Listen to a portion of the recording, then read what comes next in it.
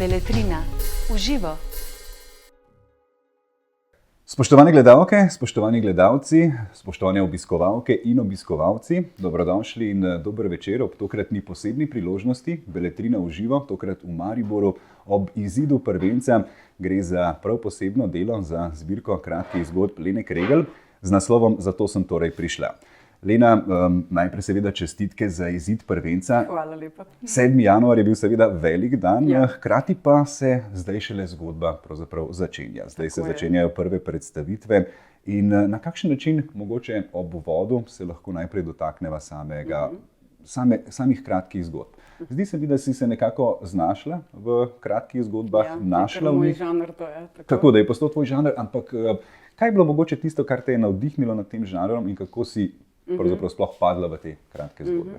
Ja, če sem zelo rada že od nekdaj dosti pisala, se pravi rada pišem, sem tudi dnevnik pisala, ne? In potem me je en prijatelj rekel, sem ti pa toliko dobro pišeš, kaj pa če bi ti poskusila?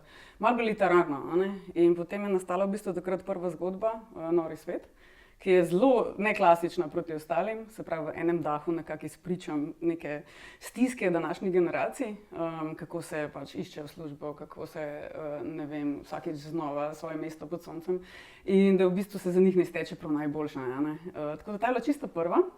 Potem je pa v bistvu dosti navdušilo, ker sem to zgodbo objavila, se pravi objavila, mislim, da mi jo je Lut literatura, in sem rekla, no, če bom pa jaz poskušala še naprej. Potem so nastale Iskrice, sem se prijavila na tečaj od Beletrine in sem bila zbrana med 130 pač prve 4 zgodbe, ne? Tako da takrat sem pa nekako vedela, da je to moj žanr. Kako pa, da te recimo, slišali smo seveda o romanu, o tem nekem navdušenju nad pisanjem romanov, kaj se ti zdi, da ima pa nekaj posebnega prav format kratkih zgodb? Kaj je tisto, kar jaz bi tako izpostavila pač to, da recimo nek dogodek, ki ga ti želiš obesediti, ne? Zdaj, takih dogodkov v mojem življenju je bilo kar precej. In zdaj to, če bi hotela romane napisati iz vsega tega, bi to kar bilo veliko romanov, ne? Ampak te zgodbe pa nekako glih ravno prav dolge so, ravno prav se ti lahko poglobiš, pa nek zaplet narediš, ne? In potem neko, ne vem, mogoče upanje na koncu ali pa neko utopično varianto. Tako da mislim, da je to tisto, no, kar me je najbolj pritegnilo. Omenila si, kako se je vse skupaj začelo z Norim svetom, z Iskricami. Kako pa lahko rečeš, da se je potem nekako nabralo zadostno število kratkih zgodb, da je prišel tudi klic z Beletrinine strani, a bi mi to izdali v eni zbirki? Ja, to je pa v bistvu precej težek del bil, ne? Jaz sem sicer nekaj časa pošiljala tudi na druge založbe, ne, moje delo. Potem pa mislim, da se je ta preboj zgodil ravno s temi Iskricami, ne? Ker nekako sem prišla tudi do urednika. In sva potem začela tako zelo počasi pač delati še na ostalih, sem mu poslala ostala dela, ker jaz sem pač pisala sama zase. To je bilo res prav tisto, pač zase pišeš, iz čistega lastnega veselja. In potem se je pa kar v 2 letih pa nabralo teh zgodb. Je pa res, da sem jih začela že 2019 pisati. Tako da... Kdaj se je pa zaključilo, oziroma kako si vedela, zdaj imam pa dovolj zgodb, zdaj je pa čas... Nimam jih dovolj. Ne še. Ampak v pogovoru z Urbanom, ko sta nekako usklajevala samo osebino, mislim, da kakih pol leta nazaj ali pa še več se je pa zgodil najbrž tisti zadnji mail za zadnjo zgodbo. Tako, ja. Nisem bila čisto prepričana, če je res zadnja, ker je bilo vsakič, dajva še enih par, pa da vidva, mogoče bo še kakšna, kaj jo vključiva. In res od zadnjih 3 sta bile 2 v bistvu potem izbrane še, da se vključita. Imam pa še sigurno 10 tako neobjavljenih, no. Tako da še čakajo, če se bojo še kaj predelale, mogoče za naslednjo zbirko. Zdajle trenutno pa malo počivam od vsega pisanja, tako da, ampak imam pa ideje. Ideje imam pa že napisane. Oboje je odlično slišati. In to, da zdaj počivaš, ker si definitivno zaslužiš, in to, da imaš ideje tudi za naprej. Mi je pa zanimivo, koliko časa mora miniti, da v bistvu se nekako odvežeš od teh zgodb. Da nisi več prvoosebno vpletena v samo zgodbo. Kako v bistvu lahko rečeš, da se ta odmik zgodi in da mogoče zdaj, če bereš kakšno zgodbo pol leta kasneje, a sem to jaz pisala? A veš, da še vedno večino zgodb čutim, zares čutim. Jaz, ko sem dobila knjigo končno v roke, to je res poseben trenutek, ta prvi večer sem šla in sem prebrala pač celotno knjigo v enem dahu še enkrat in sem v bistvu ugotovila, da večino stvari dejansko lahko še vedno čutim. Zdaj, da bi prav rekla, da se od kakšne lahko odmaknem, kakšne so mi manj ljube, no? Veliko mi jih je pa zelo blizu še vedno. Tako da, ne vem, mogoče se tudi zaradi tega, ker ti nekaj pišeš, nekako pa ustvarja ta spomin, a ne? In nikoli se zares potem ne odmakneš od same teme. Ne? A je lažje, če določeno situacijo, ki se ti zgodi v življenju, določen pripetljaj, zapišeš, a ga je potem lažje nekako konzumirati, predelati čez čas, tudi seveda, ali gre za pozitivne ali za negativne spomine. A ima ta način kakršenkoli očiščevalski, terapevtski učinek? Ja, vsekakor. Vse to je bilo prvotno, zaradi česar sem jaz začela pisati. Ker določene zgodbe so zelo traumatične, a ne? So tudi tako, ne bom zdaj rekla, da je to resnica, a ne? Pač veliko je dodanega, ampak tudi s tem dodajanjem ti v bistvu neko resničnost zase prirediš na ta način, da je tebi lažje predelati, ne vem, se jo spomniš v lepši luči, recimo. Res je, najbrž tudi, ko 10-krat, 20-krat prebereš zgodbo, ko ta zgodba začne neko samostojno življenje živeti, vprašanje, če potem sploh še resničnost vidiš kot resničnost. Točno tako. Jaz včasih svojemu najboljšemu prijatelju rečem, da ne vem več točno, kaj je bilo res. Wow, sliši se zelo zanimivo. Resnično, ker toliko velikrat greš čez ta dogodek, da ne veš več potem. Ja. A si imela kakršenkoli zadržek? Zdaj imam občutek, da marsikdo, ki bo spremljal ta pogovor, je ali že kaj pisal, ali imamo morebiti kakšno željo, da bi tudi sam kaj napisal. Kako si se sama ukvarjala s tem vprašanjem? Napisala bom prvenec, to bo izid prvenca. Koliko so ti pomagale te dosedanje izkušnje, ki si jih že imela, kilometrina, različni natečaji in nagrade tudi? Ja, sigurno ti da nek pač feedback, a ne? Se pravi, ti veš, da nekako sigurno nekaj dobrega pa je v tem, kar napišeš, a ne? Je pa res, da se nisem nikoli udeleževala kakšnih teh delavnic, no. Pisanja, nekako mi to ni blizu in sem si mislila pač, če bo to tako, kot je, samo po sebi v redu, potem pač naj bo, a ne? Če pa ne bo, pa pač ne bo, a ne? Tako da sem pa imela, moram reči, recimo, kar težavo, ker jaz sem objavljala že prej na blogu, a ne, določene zgodbe in pri določenih tematikah ti povem, da je bilo zelo težko v bistvu to spraviti na plano. Recimo, ena se ukvarja z nasiljem, a ne, partnerskim, in ko ti to objaviš in potem recimo, ne vem, na družabnih omrežjih nekdo to začne brati ali pa nekdo iz službe, kako te gleda potem, a ne? In sigurno, verjetno, večina ljudi pomisli, ne, aha, to se je pa tebi sigurno moglo zgoditi, a ne. In zanimivo je, da seveda izpostaviš, da so vse osebe, vsi pripetljaji izmišljeni, ne temeljijo na resničnih dogodkih in osebah, ampak vseeno zaradi osebnega življenja, ki ga imaš, domnevam, da je ta linija kar tanka. A so bili tvoji sodelavci, tvoji domači kaj zaskrbljeni, ko so vedeli, da boš izdala knjigo? Koliko bo pa mene noter? Ja, mogoče malo.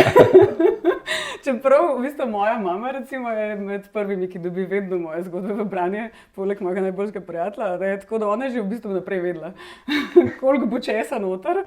Se mi pa zdi, da v določenih zgodbah je kar malo, ja, vseeno. Ja, drugače pa, da bi kdo prišel do mene pa rekel, a si ti v redu, ali pa ne vem, karkoli po takih, ne, recimo, zgodbah, ne, to se mi ni dogajalo. Se pa ljudje dostikrat, ko so mi odzvala, ne, tudi še ko sem objavljala na blogu, da so zgodbe zelo take, no, da ponovadi ne berejo, ampak da to se mi zdi pa super zadeva. Meni je zanimivo v bistvu, da po eni strani, kot praviš, gre za prvenec, ampak daleč od tega, da bi bila novinka. In se mi zdi, da se to zelo sluti v teh zgodbah, predvsem zato, ker z nekim prefinjenim občutkom za naracijo in detajle vse skupaj opišeš. In ponavadi radi rečemo, da je hudič v detajlih in tukaj se res vidi, da si šla zelo pozorno in podrobno, kot je tudi v eni kritiki zapisano, da si razgrnila to dodatno tančico, ki nam je prepričevala uvideti bistvo stvari. Zakaj imaš inspiracijo nad popolnoma običajnimi vsakdanjimi situacijami, ki pa jih potem ali zapleteš ali pa tako natančno opišeš, da so izjemno zanimive? Ja, vsakdanje življenje je v bistvu nam najbolj blizu, a ne? In seveda lahko potem tudi izhajaš iz nekih lastnih izkušenj. Je pa tako, ne, s temi detajli je tudi hudič, ker ne smeš ti preveč v detajle iti, ker potem se sama duša zgodbe izgubi, po mojem mnenju, a ne? Se pravi, ravno prav mora biti, takrat, ko je ritem, pač mora se upočasniti, takrat je čas za detajle. Ko se pa mora nekaj začeti dogajati, ne se pa dogaja. Tako mislim, no. Ti je bilo kaj važno, kako izbirati pripovedovalca? Je to zdaj prvoosebni, tretjeosebni, moški, ženska? Na kakšen način si v bistvu iskala protagoniste oziroma te, ki vodijo zgodbo? Koliko ti je bilo odvisno, komu jo nameniš? Zdaj, večina je napisana pač v ženski osebi, a ne? Tudi prvoosebno je večinoma, a ne? Ampak sem se pa malo poigravala tudi z različnimi, pač se pravi tudi moški spol se znajde vmes. predvsem po eni zgodbi, ki gre v bistvu o skodelici kave v delovnem okolju. Zdelo se mi nekako, da še toliko bolj se lahko poudari to stisko tega mladega človeka, ki je tako študiran, pa tako zelo si želel tam uspeti. In nekako to bolj pritiče moškim, ne vem zakaj, tako občutek sem imela in sem ga pač poskušala zgodbo tako besedati. In se mi zdi, da je kar uspela. Jaz moram priznati, da prej vidim sodelavca kot sodelavko, ki bi imel kakšen tak pripetljaj, da bi si mislila, ja. Drugače gledaš zelo urejeno, sam tale del me je pa malo šokiral. Ja, je pa težko o drugem spolu govoriti. Mislim, jaz sem se kar namatrala. Super. Moram reči. Na kakšen način pa v bistvu oblikuješ, glede na to, da so to kratke zgodbe, od, ne vem, mislim, da na pamet bom rekel, od 5 do 15 strani dolge, na kakšen način lahko v tako kratkem besedilu formiraš zaplet, narediš nek vrhunec in seveda potem vse skupaj še razpletiš. Ja, no, vse tiste, ki so zelo, zelo kratke, ne vem, imajo toliko zapleta, razen Maska, ki je kratka, ima tudi zaplet, ampak v bistvu zaplet je ravno zaradi tega tako malo medu, ker v bistvu cela poanta te zgodbe v tej medlosti, se pravi, zakaj se mi ne zanimamo za okolico, za družino, kakorkoli, ampak rajš boščimo ekrane, in ravno zaradi tega pač je cela ta naracija takšna.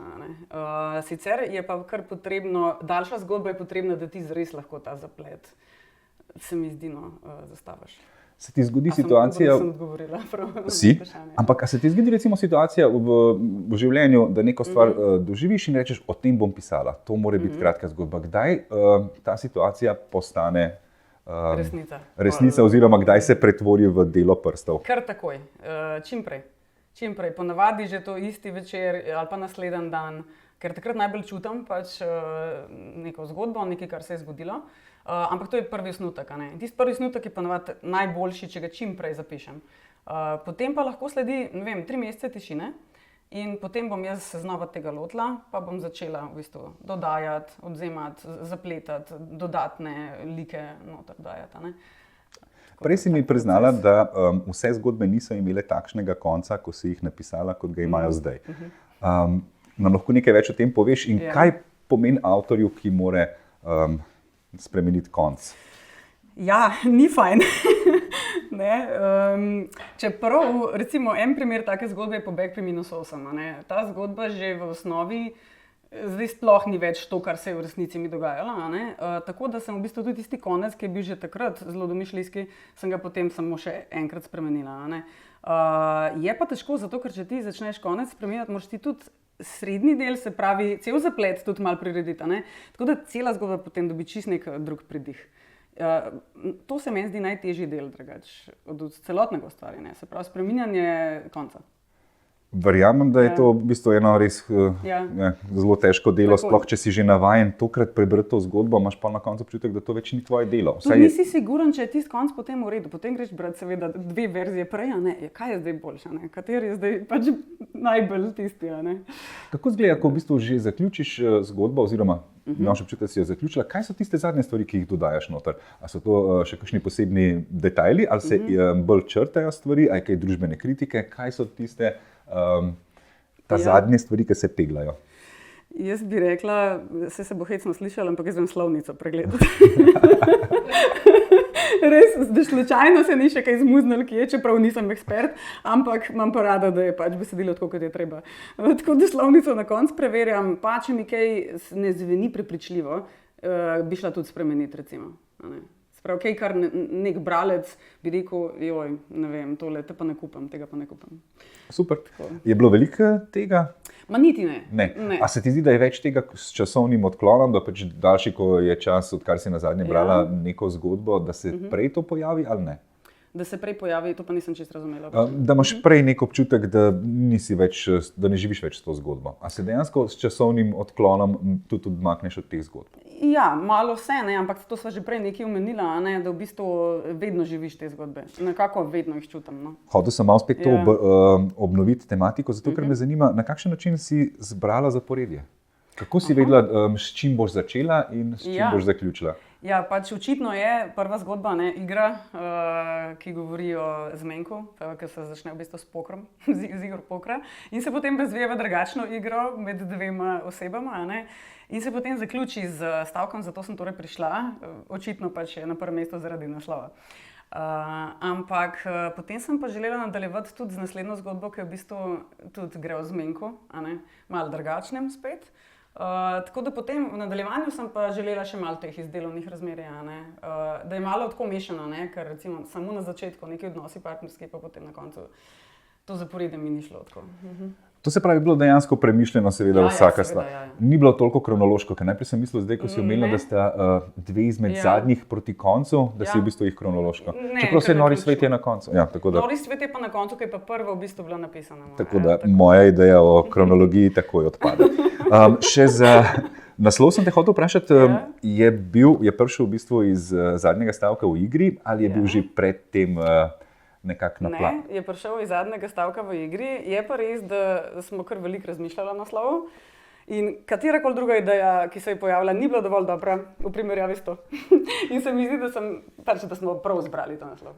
Jaz mislim, da zelo dobro v bistvu opiše in vsako izmed zgodb in predvsem tvoje pojavljanje na literarni sceni. Ja, meni se zdi super. Lahko preberemo en del iz... Kar izvoli. To bo odlomek iz prve kratke zgodbe, ki je objavljena in vas bo seveda peljala do naslova. Gre za zgodbo Igra. Takole. V temačno intimo prostora se je med najino igro zalezlo še nekaj drugega. Nekaj, česar si nisem uspela razjasniti. Slutnja se je zlagoma ovijala okoli mojega vratu in me ljubkovala, ko sem svojega soigralca sumničavo motrila z očmi. Njegovi koščeni prsti so za hip ujeli pridih miline. Ali pa je to bila le senca poklapanosti zaradi poraza. Prepogosto si je popravljal pramene iznad obrvi, kot bi s kretnjami želel odgnati silovite misli. Naenkrat sem začutila naboj med nama, ki je, kljub temu, da tega nisem mogla videti, orosil stekla. Slika na steni je oživela v vsej barvitosti, zrak je postajal soparen in težak. Končno sva se spet pogledala. Ne da bi naju ločevala igra. V meni se je vzbudilo nerazložljivo čustvo, ki ni izviralo iz zmagoslavja ali vznesenosti nad igro, ampak iz nečesa drugega, pomembnejšega. Takrat je vse svoje žetone počasi porinil na sredino mize in rekel all in. Namesto, da bi jih zgrabila, sem polagoma vstala in si nežno popravila krilo. Z roko, ki je še pred nekaj urami začrtala šminko na mojih ustnicah, sem podrsala po gladki mahagonijevi mizi in počasi stopila korak naprej. Približevala sem se mu. Prepustila sem se najini igri, ki se še ni končala. V mislih so mi odzvanjale njegove besede. Vsaka poteza ima posledice. Morda sem kakšno nevede celo zašepetala. Tedaj je nebrzdano, sunkovito vstal in me zgrabil za roko. V njegovem vodenem pogledu sem videla ogenj. Zato sem torej prišla.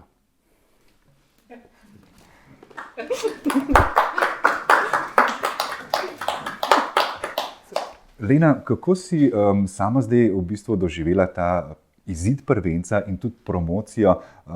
Kakšna so bila pričakovanja in kakšni so bili v bistvu odzivi tistih, ki so že imeli to čast prebrati knjigo? Odzivi so do zdaj večinoma super. Sicer ravno včeraj sem spremljala kritiko iz Radia Študent, ki je malo dobra, malo slaba, ampak zdaj nismo tukaj zato, da bom povedala o slabih stvareh. Drugače pa od vseh, ki so do zdaj prebrali, posebej ena pač družinska prijateljica me tako lepo pohvalila, je rekla, res nisem pričakovala kaj tako pronicljivega, iskrenega. Tako da take odzive je meni res pri srcu slišati. No. Zdaj sama promocija, to je malo težji del, zato ker nisem vajena javnega nastopanja, ampak to so vse izzivi v življenju. Mislim, da to, da nisi vajena javnega nastopanja, bova težko zagovarjala v tem trenutku, ampak naj ti bo. Kar se tiče pa želje za naprej, si rekla si, mečkem bom najprej počila, imam pa že ideje. Jaz mislim, da bo marsikdo imel podoben pomislek kot jaz ob zaključku knjige, kje lahko dobimo še kaj več, kje so nove zgodbe, kdaj bodo nove zgodbe. Ja, zdaj jaz pričakujem, ker se bom mečkan spočila od vseh teh aktivnosti, v zvezi s to knjigo. Bom že pričela s pisanjem, sem že naredila neke osnutke, tudi naslovov imam že nekih 5, tako da mislim, da bom nadaljevala s kratkimi zgodbami. Se pa malo poigravam tudi z idejo okrog romana, ampak se mi zdi to kar zahteven, še bolj zahteven projekt, tako da bomo videli. Lahko se pa pričakuje v bistvu podobno tematiko, no? Se pravi problemi navadnih ljudi, no? Tako bom rekla. Super, a jih zdaj zadržuješ, kaj recimo, če se zgodi kakšna taka situacija, ki je bila zanimiva za kratko zgodbo, ampak trenutno si na počitku, a rečeš, da počakajte, ne mi zdaj, to bom čez en mesec, dva o tem razmišljala. Ja, zapišem si, potem pa bomo videli, če bom čutila zadevo še vedno po nekem času. Na enak način. Ja. Super, in seveda lahko ob zaključku povabiva tudi vse gledalke in gledalce na prihajajoča srečanja.